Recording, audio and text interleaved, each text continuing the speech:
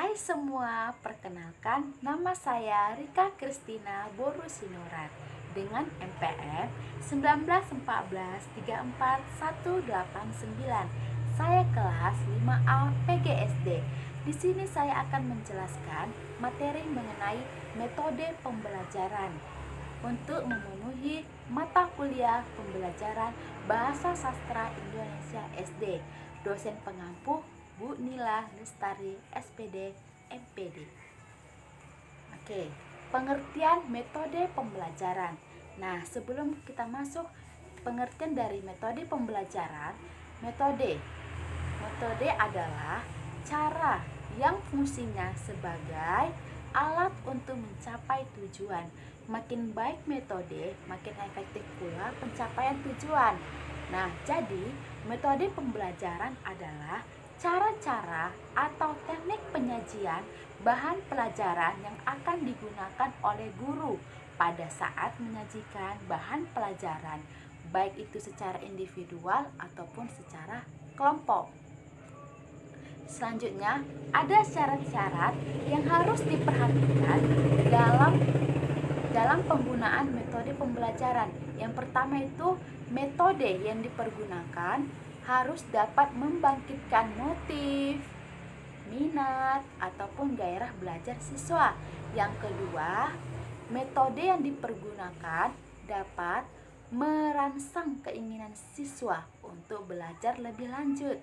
Yang ketiga, metode yang digunakan harus dapat memberikan kesempatan bagi siswa untuk mewujudkan hasil karya. Yang keempat, metode yang digunakan harus dapat menjamin perkembangan kegiatan kepribadian siswa.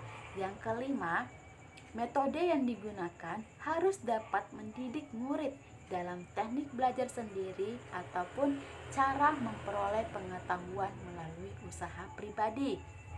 Yang terakhir, ada metode yang digunakan harus dapat menanamkan dan mengembangkan nilai-nilai dan sikap siswa dalam kehidupan sehari-hari. Selanjutnya ada macam-macam metode pembelajaran. Macam-macam metode pembelajaran yaitu ada 5. Yang pertama itu ada metode ceramah, yang kedua metode diskusi, yang ketiga metode demonstrasi, yang keempat metode eksperimen, dan yang terakhir adalah metode tanya jawab. Oke, metode ceramah adalah suatu cara mengajar atau penyajian materi melalui penuturan dan penerapan lisan oleh guru kepada siswa. Yang kedua ada metode diskusi. Metode diskusi adalah suatu cara mengelola pembelajaran dengan penyajian materi. Nah, jadi metode diskusi itu merupakan suatu kegiatan kelompok dalam memecahkan masalah untuk mengambil kesimpulan. 3. Metode demonstrasi.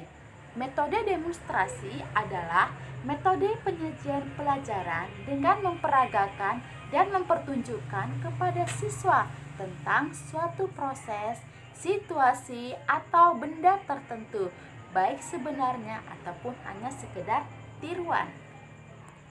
Yang keempat ada metode eksperimen. Metode eksperimen itu bisa disebut dengan metode percobaan, ya. Metode eksperimen ataupun percobaan adalah cara penyajian pelajaran. Siswa melakukan percobaan dengan mengalami dan menyajikan sendiri sesuatu yang dipelajari. Yang kelima, metode tanya jawab. Metode tanya jawab adalah suatu cara mengelola pembelajaran dengan menghasilkan pertanyaan-pertanyaan yang mengarahkan siswa memahami materi tersebut. Atau lebih lengkap lagi, metode tanya jawab adalah interaksi dalam kegiatan pembelajaran yang dilakukan dengan komunikasi verbal, yaitu dengan memberikan siswa pertanyaan untuk dijawab. Di samping itu juga memberikan kesempatan pada siswa untuk mengajukan pertanyaan kepada guru. Nah, selanjutnya ada fungsi metode pembelajaran. Adapun fungsi ataupun manfaat mempelajari metode pembelajaran adalah yang pertama, guru dapat menyajikan bahan pelajaran dengan baik dan dapat diterima murid dengan baik. Dan yang kedua, guru dapat mengetahui lebih dari satu metode pembelajaran saja. Ya, yang ketiga, guru akan lebih mudah mengendalikan kelas. Yang keempat, guru akan lebih kreatif dalam mengatur suasana kelas. Yang kelima, kreativitas dalam menyalurkan ilmunya kepada anak didik akan lebih bervariatif atau variatif. Oke, ada ciri-ciri metode pembelajaran yang baik. Yang pertama itu adalah mengundang rasa ingin tahu siswa. Yang kedua, menantang siswa untuk belajar. Yang ketiga, mengaktifkan mental, fisik, dan psikis siswa. Dan yang keempat, memudahkan guru. Yang kelima, mengembangkan kreativitas siswa. Dan yang terakhir, yaitu ada mengembangkan pemahaman siswa terhadap materi yang dipelajari. Selanjutnya, ada tujuan metode pembelajaran. Yang pertama itu adalah mempermudah proses pembelajaran dengan hasil terbaik agar tujuannya dapat bisa tercapai. Yang kedua, menghantarkan suatu pembelajaran ke arah ideal secara cepat, tepat.